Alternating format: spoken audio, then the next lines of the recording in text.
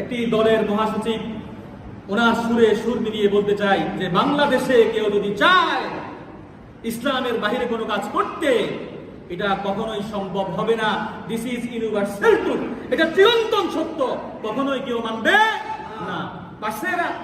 পারবে না, অসম্ভব। এটি ডক্টর ইউনূস সাহেব যদি এটা করে তে তার গড়ি টিকাইতে পারবে না? পারবে মনে হয়। অন্য কেউ করলে পারবে? জামাত ইসলামের আমির সাহেব করলে পারবে? ইসলামের বিরুদ্ধে কোনো কাজ করা সম্ভব? তোমরা আজকে এখানে দাঁড়িয়েছ পতিতাবৃত্তিকে হালাল করার জন্য, অথচ তোমাদেরকে সুন্দরভাবে বাঁচার জন্য প্রাথমিকভাবে যদি ইসলামের শিক্ষায় শিক্ষিত হতে এত নোংরামি করে তোমাদেরকে খেতে হতো না।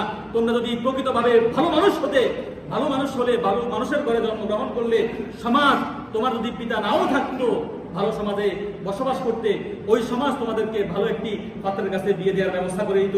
আমাদের গ্রামে কি এরকম নাই? আমি এরকম অনেক দেখছি যে মায়ের পিতা নেই, মানুষ দান করে, সদকা করে, এরপরে টাকা দিয়ে, পয়সা দিয়ে, চাউল দিয়ে ভালো একটা জায়গায় বিয়ে দিছে না? দিছে। আরো একটা কষ্টের বিষয় এবং অত্যন্ত পরিতাপের বিষয় হচ্ছে, এই মেয়েগুলিকেও যখন বিয়ে দেয়া হয় তখন কিছু কিছু মানুষ নামে, আমি আমার ভাষায় কষ্ট নিয়ে কথাটা বলতে বাধ্য হচ্ছি, জানোয়ার আছে যারা যৌতুক চায়। চায় কি চায় না? এদের কি মানুষ বলার কোনো সুযোগ আছে? জোরে বলতে হবে, মানে আছে মনে? আমি মিথ্যা বলতেছি?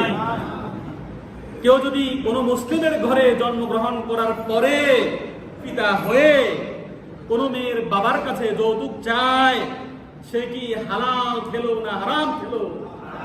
প্রকৃত মুসলিম কি কখনো হারাম খাওয়ার সুযোগ আছে? ভূমিকাতে কি বললাম, লা তাদখুলুল জান্নাতা জাসাদুন গুদিয়া বিল হারাম। এই হাদিসটা তার জন্য আল্লাহর জাতের কসম করে বলছি, যেই পিতা যৌতুক খায় ওই পিতার জন্য রাসূল এই হাদিস বলে গেছেন, লা তাদখুলুল জান্নাহ, ওই ব্যক্তি জান্নাতে প্রবেশ করবে না।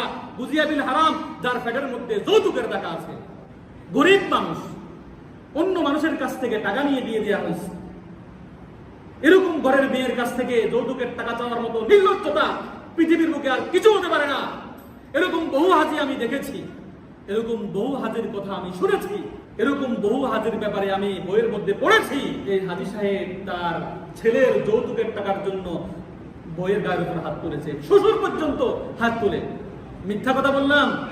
এই সমাজে এগুলি নাই মনে হয়? তো থাকলে এত সাউন্ড কম কেন? এরকম কি এই সমাজে আছে না নাই?